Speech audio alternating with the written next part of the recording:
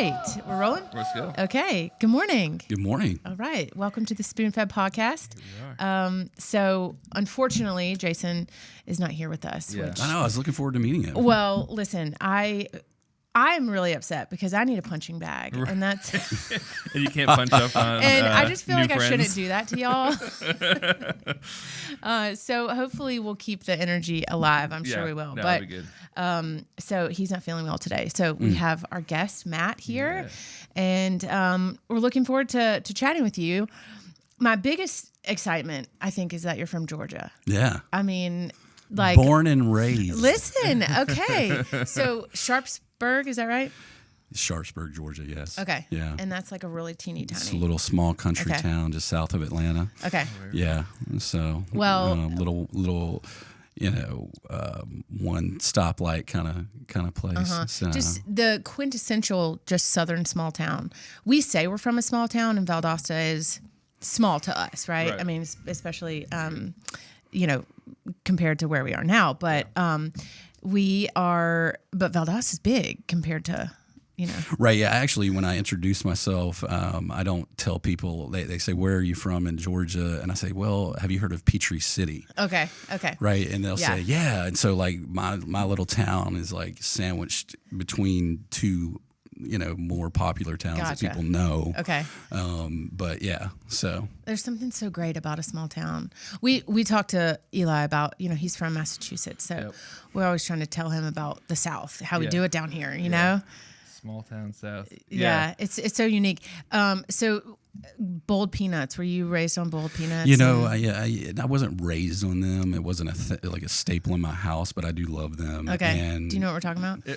Yeah, I do now. But when you first said it, I thought you said bold. But I know people always say that. I can't. boiled. You can't. Yeah, Boiled.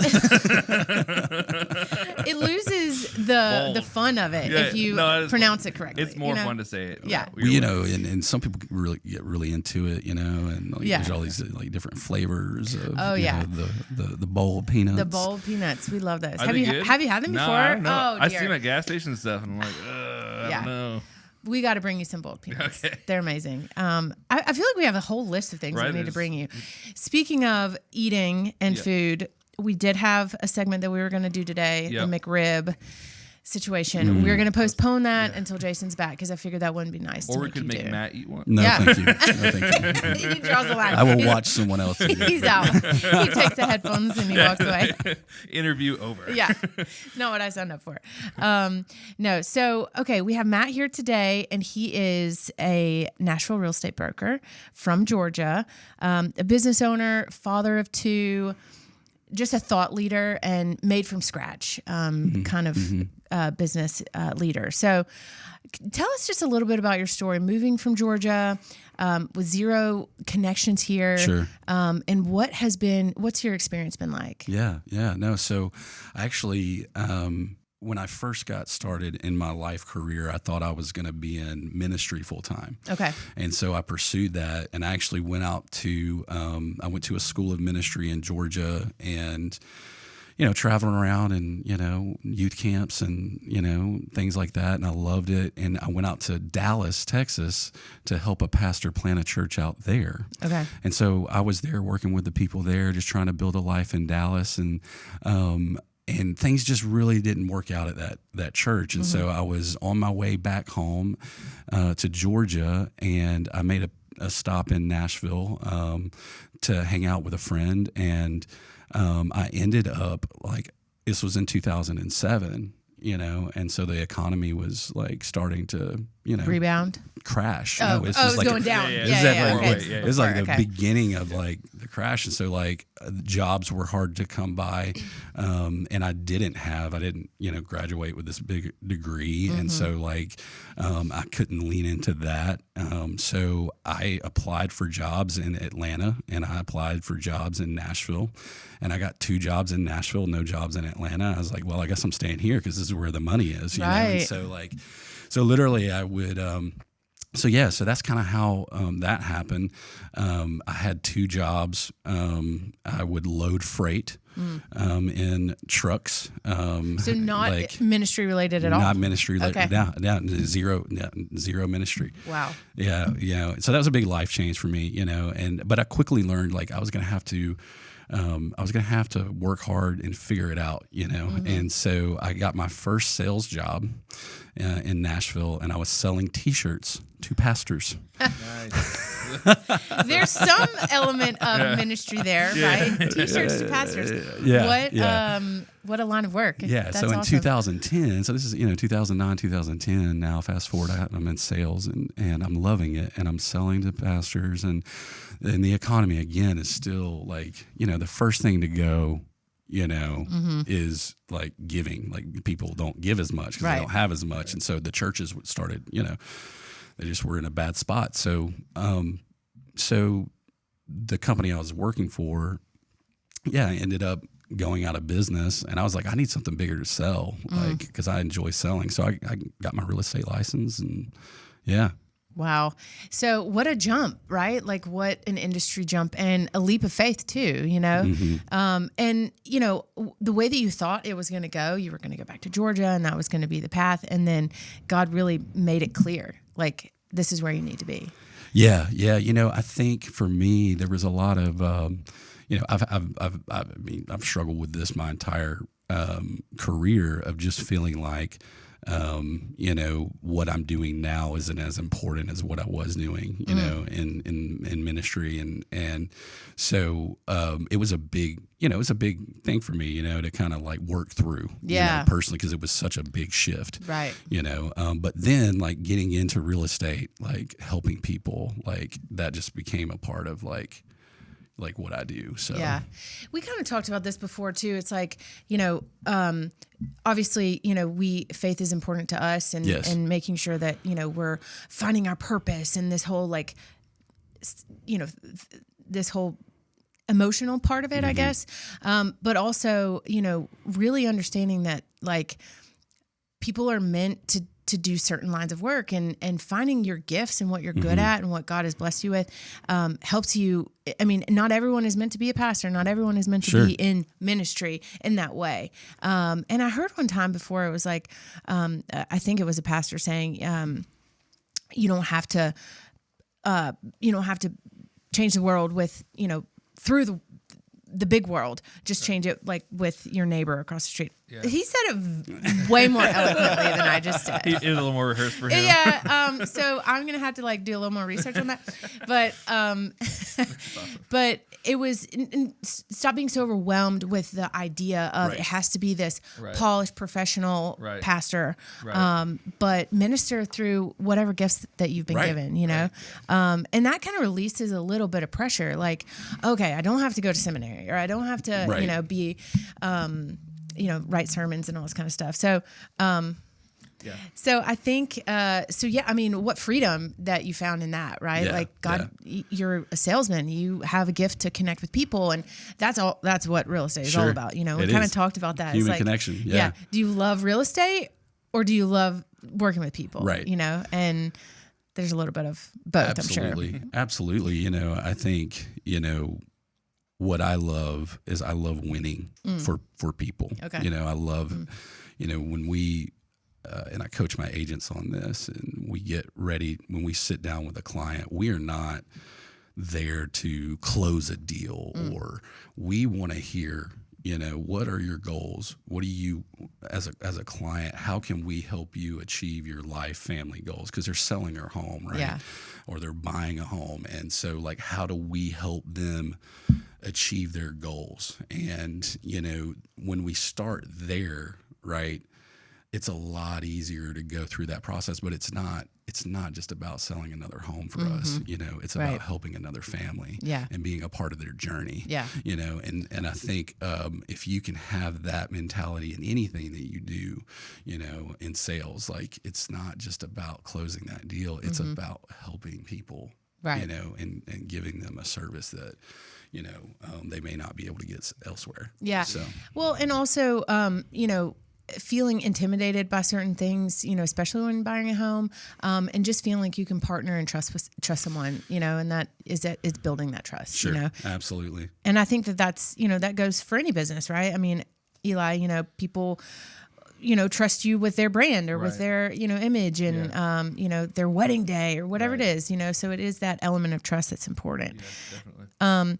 So, okay, talk to me a little bit about like early life. Like, were you always kind of like the guy who was gonna do business or, did you have the lemonade stands, and like always trying to make $1? Sure. No. I learned hard work from my dad. He was always working. He was always, 80 hours a week, and so work ethic was a huge part of his life. And, but I realized early on, because we didn't really have that much money growing up, and I watched the struggle, that my mom and dad had, and I knew that I was going to have to work hard. And I started working at a very early age. I was like 12 years old. Okay. And then I went to work for this guy who he owned a mobile car washing company, and he would do like 1,000 cars a day. Oh my word! So massive. He had accounts with Manheim. Auctions, so we would do like Mercedes, Land Rover, all of them, GM, all of them. And so, but anyway, so I worked for him for several years. He's an entrepreneur, strong business person, and he kind of mentored me a little bit. And he initially wanted me to stay and run his business, and so, but I ended up going into the ministry and all that, but I was a really hard worker, and knew that I was going to have to be in order to. And so, I did always want to own my own business. Yeah. Because I wanted control over my, and you were able to see that what he was doing. I'm sure it was inspiring for you. And we talk about this, and we talked about this. When we talked the other day, it's like there's always this cyclical thing where you are being fed by someone else, or they're teaching you, or they're sharing their knowledge or passing down their wisdom, or sharing their opportunities with you, and then you in turn get fed, and then you have to go on and feed others, and that's a whole different cycle. But it's just that same idea where that taught you so much, and especially seeing your dad. I'm sure your dad wasn't thrilled he had to work 80 hours a week, and I'm sure he felt torn, as any parent would. Sure. But it is taking those lessons, and using them to your advantage, to move you into a different phase of life, and to helping you accomplish your goals, So when did you realize, okay, I want to be my own boss? Was that just like a... So when I was 18 years old, I started reading a lot of books, and I just wanted to get better. I knew that I wanted to just grow as a human, and I was excited about that. I was into finance, and I would read a lot of business, growth books. And, I think for me, it was seeing these, thought leaders, business leaders, they were inspiring. And I had to, just feeding myself, Tony Robbins and, Grant Cardone, and, just really like just taking in as much as I can, reading Good to Great, and just all the business books that I possibly could, to just grow. And so, So you were hungry. I was. And so we have this, so we try to end every episode with stay hungry and hungry people, and we're still working on it. It's a work in progress. We end every episode. We'll see how it goes today. I don't know. Hey, I'm on my own. I can do what I want. Right. But it is that hunger that you're, that you're talking about. You were just devouring everything that you could because you felt like you weren't full. You needed to fill certain areas of your life. You needed the knowledge, you needed the wisdom. You didn't go to college. Was that a decision that you made, or? Education wasn't that important to my parents, and so, in America today, like that's, it's not counterculture, but like, so I actually worked and put myself through high school through like videos online. Okay. And like Really? So you didn't curriculum, have yeah. the traditional high school? No, I never. Really? I never You had. should have that. led with that. Right? I did not. You really I, are made from scratch.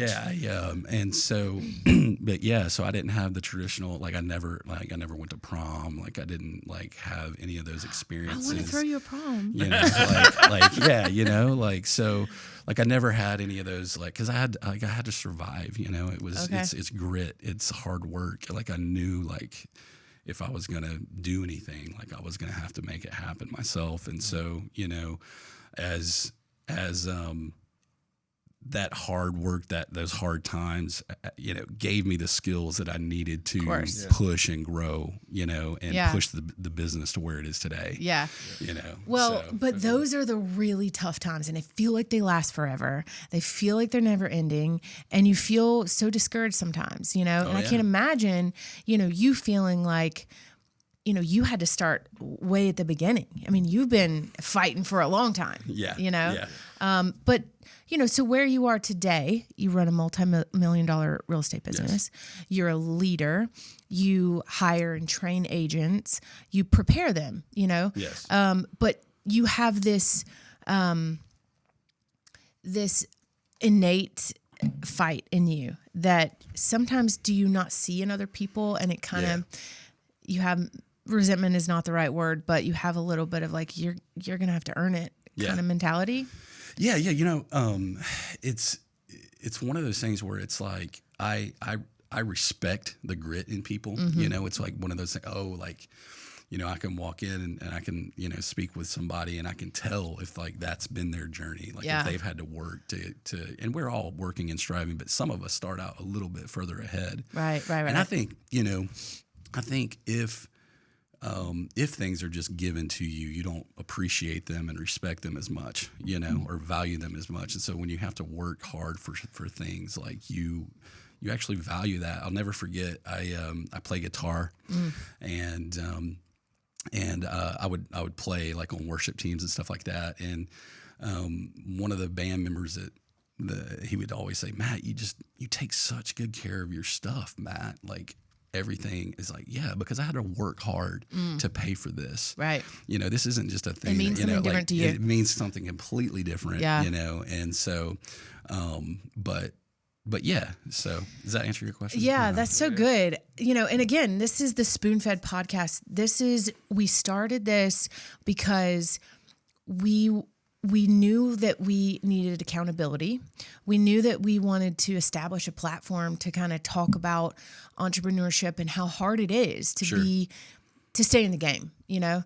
And, you know, you have not been spoon-fed whatsoever. And, you know, I don't want to, you know, make the assumption that people who have, you know, parents who've been successful haven't had to work hard, because you know, every situation is different. But it was important that we made it clear that what we're trying to do is not different than anyone else. Right. You know, now you had to start your journey a long time ago. I mean, having to fight through high school and those kinds of things. And that just builds so much, hopefully, confidence for you that, you know, a lot of kids don't have to do that. You know, there was a big insecurity for me, you know, and I felt like I had to overcompensate for that. Yeah. Because I didn't, you know, I always felt like I was behind, you know, in my education with, you know, my other friends that I might have and that I would have then. And I always felt like less than. Like I always had that, and I always like that less than made me push, right? Yeah. So it might not have been the healthiest approach, but that's what that insecurity. But what I realized was interesting after putting myself through high school and then going into the school of ministry, I'm there with these classmates, right? And we're talking, and like they are like behind me. And they went through the system. Yeah. They went through public school, and they like, I'm like, I know more than you about that. Right? Like, and I, you know, like I had all this fear and insecurity about not being good enough and measuring up enough, you know, and I'm sitting here going, oh, I'm actually just as smart, if not smarter. What a moment, you know? for you, right? You know? I mean, those feelings of inferior and not feeling like you measure up, or you know, that you're behind, drives you to speeds that other people just can't comprehend, right? Right, yeah. And then it propels you forward, you know? So that's so interesting and very, very powerful because, you know, we know about fighting in business, but even the smaller things, like it really just feels like a common thing. You just go to high school, you know, you didn't even have that luxury, Right. you know? So, that's really, really great. And it builds so much character too, you know, especially even the guy saying how well you take care of things, you know, it just Sure. kind of goes through, so many different layers of your life and builds that character and Absolutely. integrity. Yeah. You know, I think another big part of my journey is just, you know, me having mentors and always like trying to learn from people who are doing something that I want to do or that are better than me. Yeah. And acknowledging that and just, you know, continuing to learn from the best. Yeah. You know. Well, speaking of mentors, so I'm a little say, bit that's a obsessed. perfect Isn't that the segue. perfect Wow. like move I don't know. into Let's go. the next course here? So your mentor, Barbara, Corcoran. yes, from Shark Tank. Yes. So tell us a little bit about that relationship and what that has fed you and how that relationship works. Yeah, it was amazing. I was on a Zoom call with Barbara a couple weeks ago, and you know, we were talking about the market.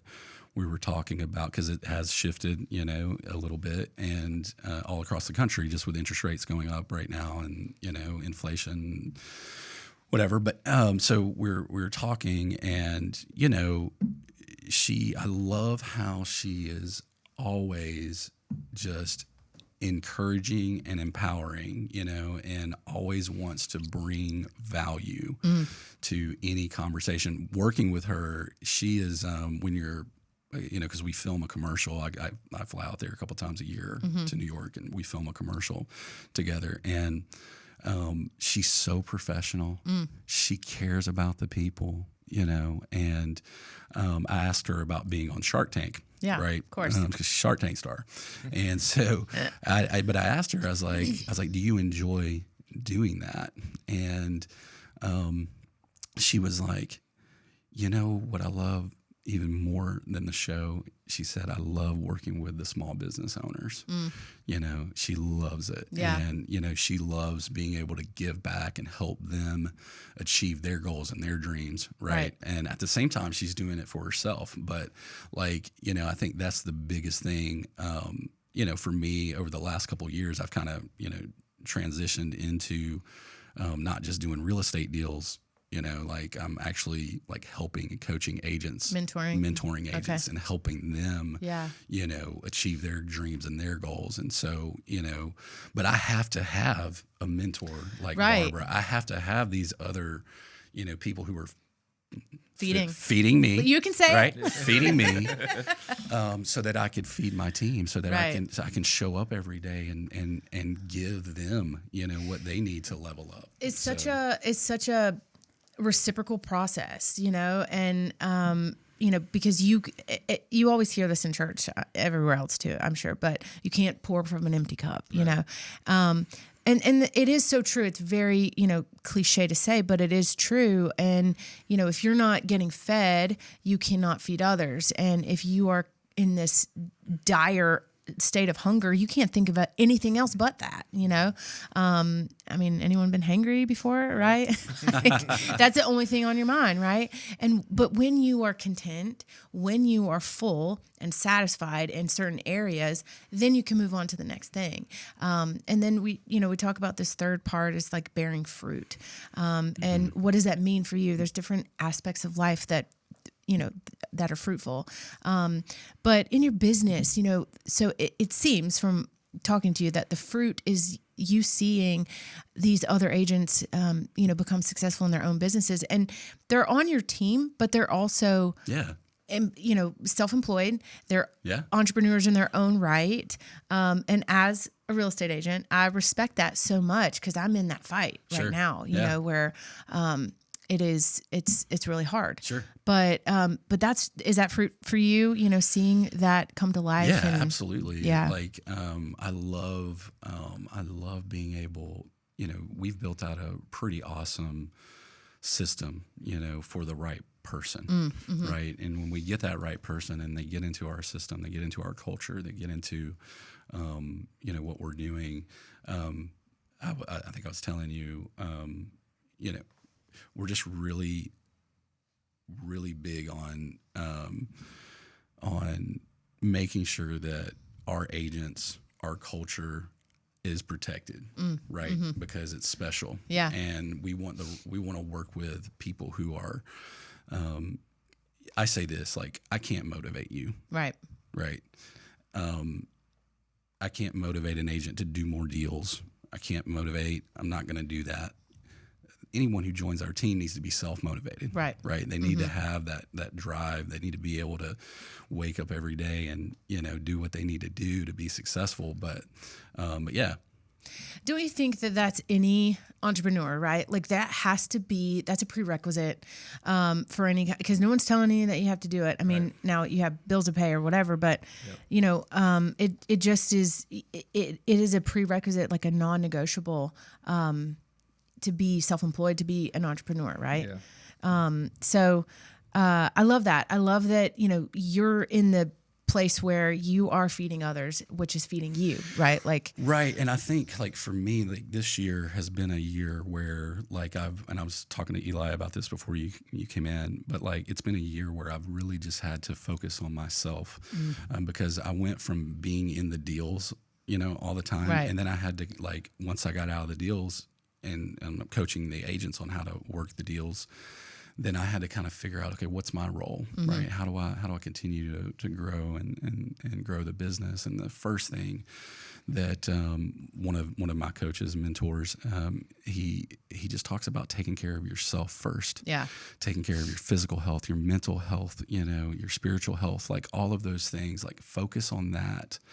And so that's what I've been doing this year, and just trying to grow it. Because if I can't take care of this, right? If I can't feed myself, if I can't take care of myself spiritually, mentally, physically, emotionally, all of that, I can't show up for my team. Yeah. I don't have anything to give them. And so that's a big part. I think we get it. I've gotten it backwards before, where I'm just focused on the business and, getting more, things and just growing it and all of this. And it takes a toll. And it took a toll on me physically, mentally, spiritually, all of that, and I think when you flip that, and you're able to really focus on yourself as a human, you have so much more to bring to the table. Right.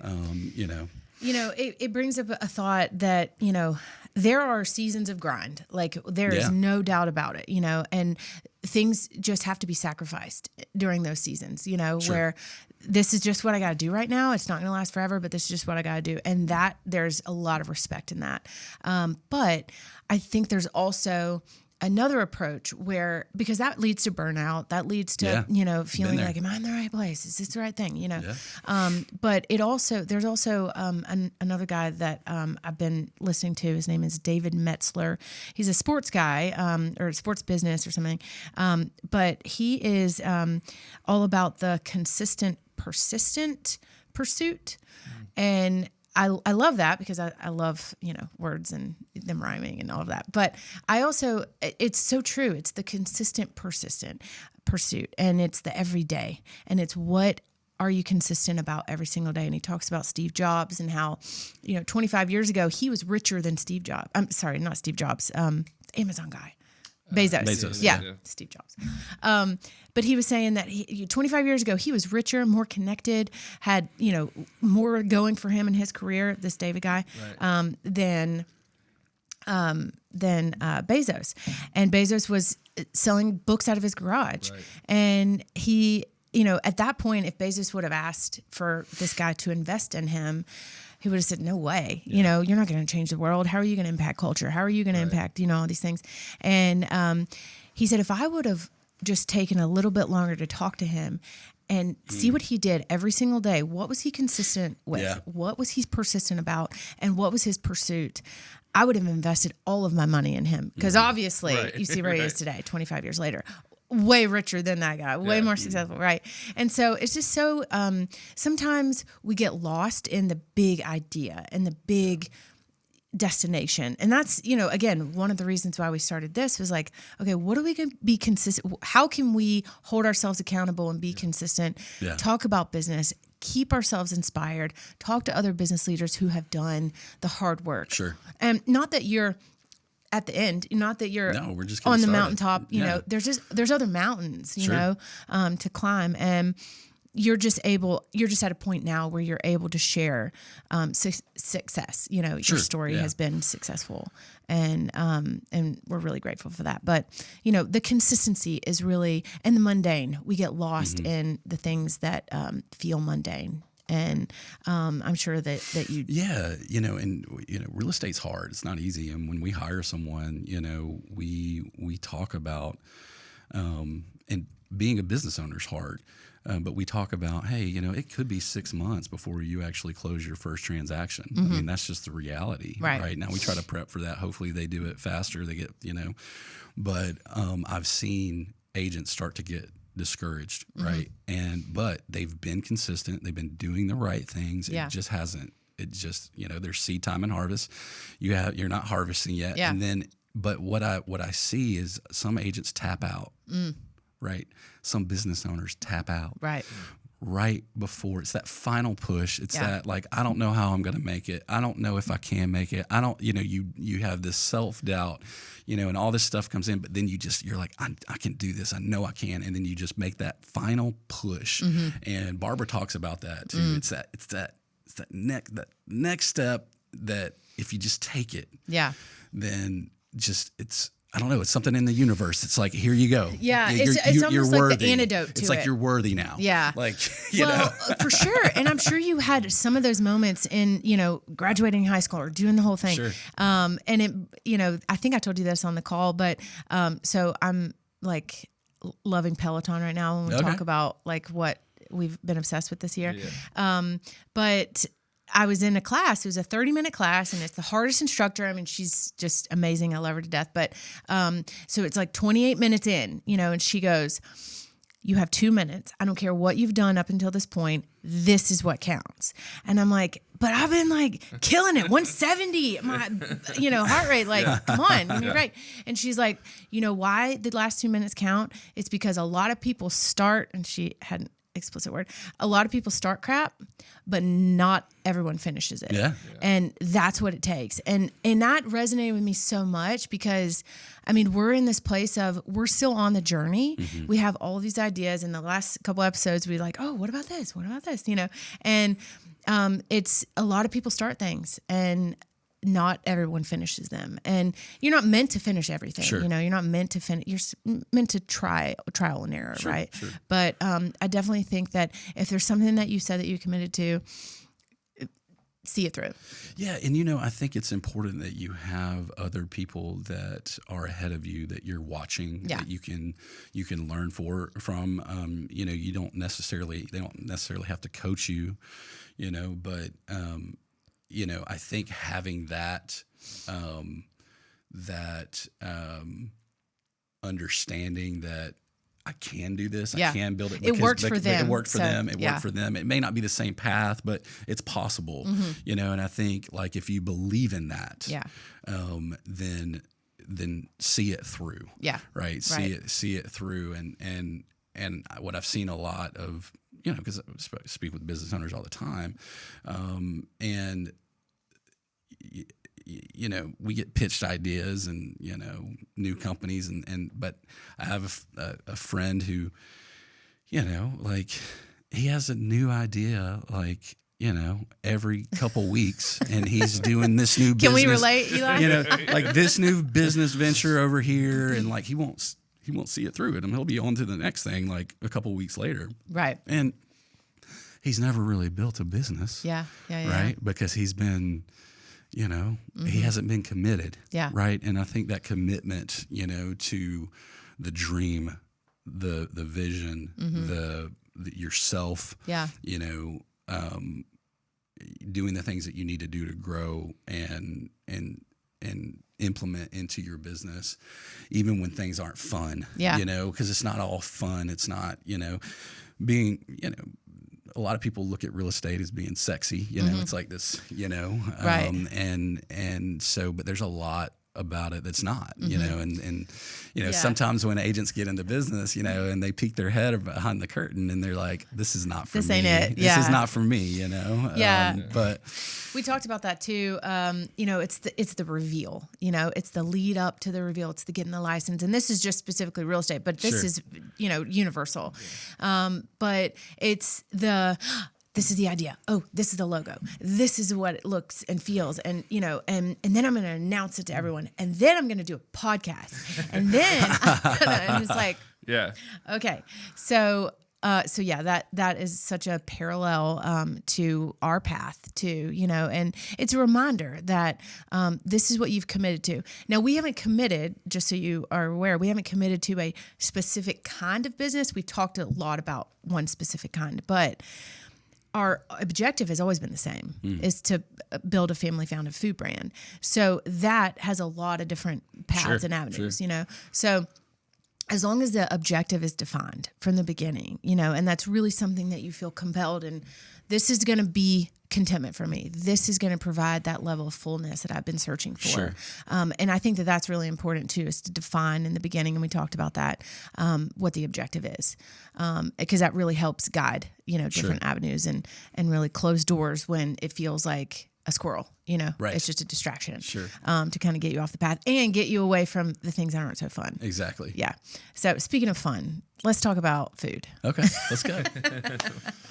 Okay. So what kind of food do you like? I know that you're a foodie. I know that you love to cook. And so what fires you up about food? I just love I love Nashville and the food scene here. It's like so cool. Yeah. Like it's awesome. There's always a new restaurant coming in, and so I love going to the different ones. But I mean, I'm a steak and, you know, Okay. kind of like Have you been to vegetables. Hall's? Yeah. No. Okay. No, I have not. So Hall's is from Charleston. Okay. And when we lived on the coast of Georgia, it was a couple hours away. So we would go to Hall's in Charleston. They just opened one in Nashville, and we're going New Year's Eve. It is amazing. You have got Okay. to try Is it a steakhouse Hall's. or It's is a steakhouse. It's called Hall's Chop House. Okay. It's family style, like sides, but you choose your meat, and it is just the experience. The food is amazing, Yep. but it's the experience, the service. It just feels so elevated. Yeah. It's just a really classy place. So if you like steak, you should try that. But so cooking in your house growing Yes. up, was that like a big thing, or? No, not really. Okay. I got into eating healthy when I was like 18 years old, and I wanted to learn how to make kind of like healthier dishes and Okay. stuff. And then I just kind of like enjoyed, you know, the process of cooking. It was therapeutic for me. It is therapeutic for me, you Okay. know. And then as I started to grow in my knowledge. We never went out to eat, you know, like as a family or Yeah, anything. you probably didn't have any growing up. restaurants Yeah, and- we had Shoney's. We had Shoney's. You know, yeah. Dress up guys Nope, going to we Shoney's. didn't have Cracker Barrel. No. But no. So like, so when I started going out to different restaurants, it just opened up this whole different world for me, you know. And I was like, I want to learn how to make some of these things. So I would teach myself on how, Yeah. you know. You're a learner. You know, you're like you're to- a student. Everywhere you turn, it seems Yeah, like thank you're you, just yeah. like hungry for knowledge. You know. Well, yeah, but I was like, man, I wonder if I can make like a béarnaise sauce, like because I like steak and béarnaise, you Yeah. know, and so I was like taught myself how to make a béarnaise, and then I love like a good, you know, eggs Benedict. Okay, and, love like, it. when I go out, Like like the hollandaise? and yeah, and so Okay. I'm like, so I learned how to make a hollandaise, Okay. and you know, and learned how to, you know, taught myself how to.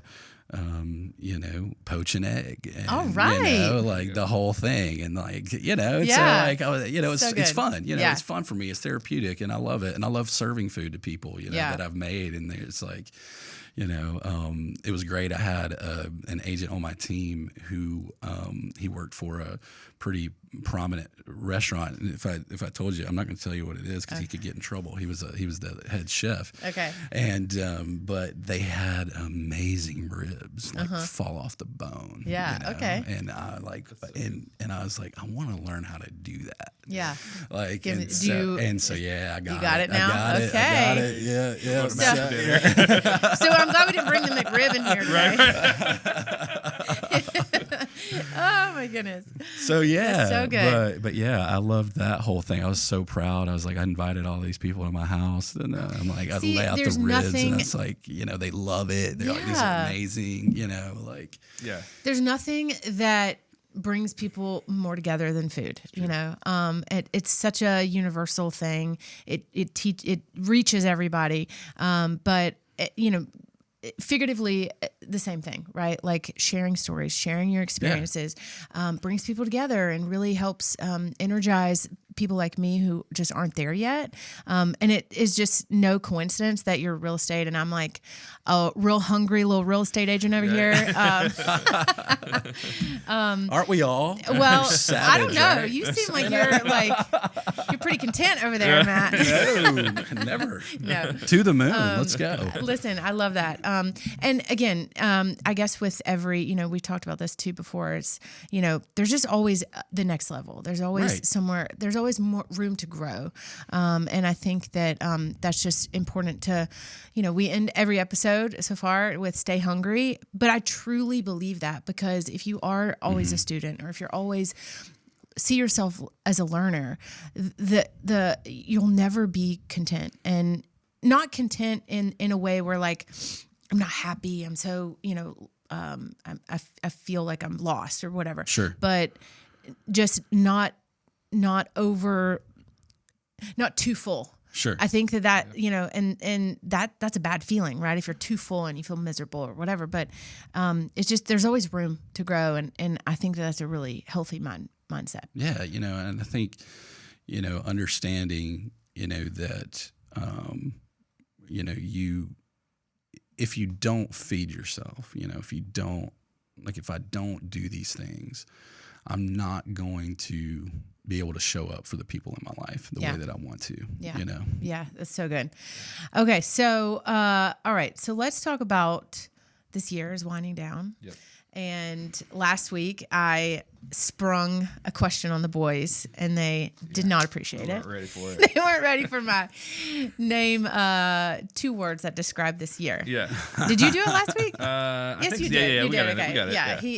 Yeah, he went with it. Jason was like, "I'll get back to you." And then now he's sick. At least more time. I have 2 words for him: Mick Rib. Oh, boy. Okay. Calling him out. Oh, man.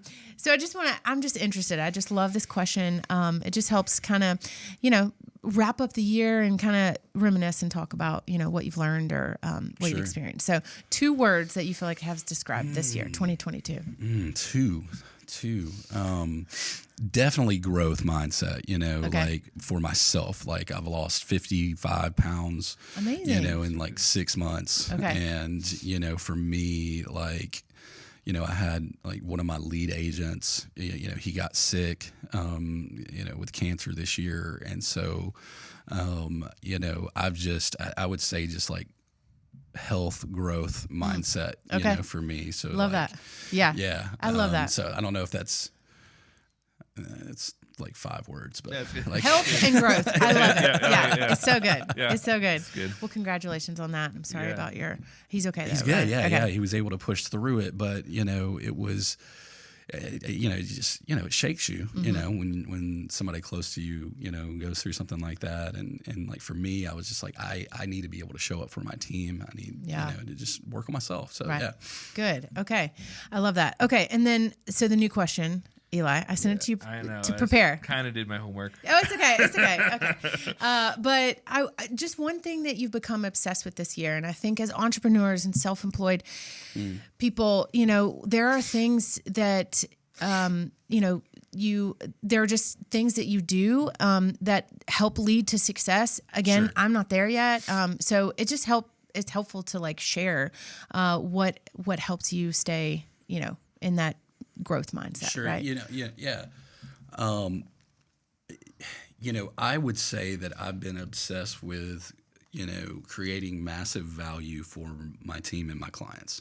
Okay. And I think that's been my obsession this year more than anything. How can we just really knock it out of the park for our agents and for our clients? And, those 2 things have been, our team's obsession, my obsession this year is just, massive value. Okay. And how do I bring that, to my team? How do we bring that to our clients to where it's like, okay, like not only did, they do what they said they were going to do, like they went over and beyond. And, so I've been obsessed with that this year. I love that. I'm sure that they appreciate it too. Okay. So one thing so this year has been really crazy. I was laid off at the beginning of the year, which propelled me into getting my real estate license and doing all that and really digging really deep into, helping our brand grow. But embracing failure, or embracing just the feeling of discouragement and using that for fuel. Yep. And, this podcast really started on the heels of feeling like we've failed. And, we're really transparent about the fact that we haven't done what we want to do yet. Sure. We are, Jason's a chef, and so we're in the food business. Sure.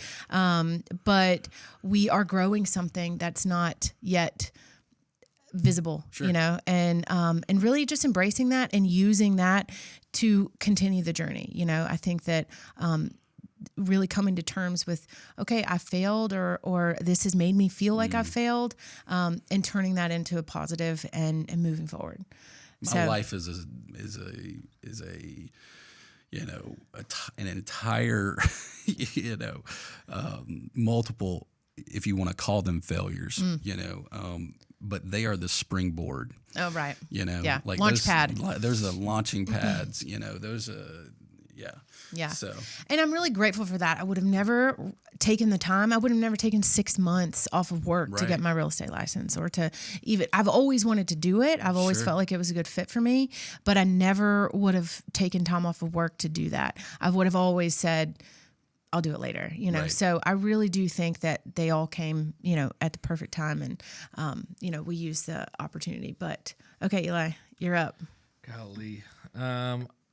Mine's going to sound like math. Kind of growth, I think. I've been definitely focused on myself a lot this year, and kind of working from that place of, like, if I'm not right, the things around me aren't going to be right, And Right. Even if it's like all these things around me that I might want to change that I don't have control of, it's like, well, if I change my perspective, then that's what the change needs to happen. Yeah. So I think that's a big one. And then another one is just like, I've been trying to really challenge myself in expectations. So I don't know if it's like a obsession, but like instead of expecting this mark, like raising the bar, it's like, instead of you landing here, let's make it higher. So it's like, if sales are this, if I want sales for this next year to be at, whatever level, let's raise it by 50,000, stuff like that. And so I like that. Yeah. So I guess not really obsession, more challenge. Yeah. But obsession, challenge, same thing. I was going to say something like really basic and like practical, like Peloton. Yeah. Because I have been a CrossFitter for 12 years. Yeah. And that is that has been my therapy. That has been my community. That has been, my challenge. And it also has been a little bit of my identity.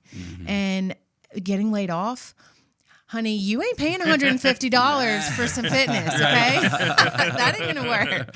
So, so I was gonna say Peloton, but I'm like, Hannah, be deeper, okay? Yeah. But anyway, so that's been a challenge. So I've kind of embracing challenges too, and kind of stepping away from what you feel like has always not defined you. That's too harsh of a word, but you are. Change is great, and really stepping into something new is exciting. So, okay. So one last thought I wanted to share. So our middle daughter is in kindergarten, and she is like obsessed with school. She loves school. That's awesome. So she came home yesterday, and she was telling us she learned about Rangoli. I hope I'm saying that correctly, but it's the Indian sand art. Okay. So they do this big celebrations or holidays or whatever. Yeah. And they do it on the floor. Okay. And I couldn't understand what she was saying. So I'm like, let's look it up. Yeah. So we find these videos, and we click on one that said, peacock, Rangoli peacock. Okay. So we watched the video, and I have 2 daughters, and they're both looking, they're like, how is that going to be a peacock? You know, and they're zoomed in, like really close shot. Right. And so you're like, there's not enough space. I don't get it, you know. But as the 12 minutes, you know, go by, it becomes fascinating, right? Like we are watching this person with their hands, like put all these colors together, and we can't really see it. But the artist knows exactly what they're doing, and they know exactly what the next step is.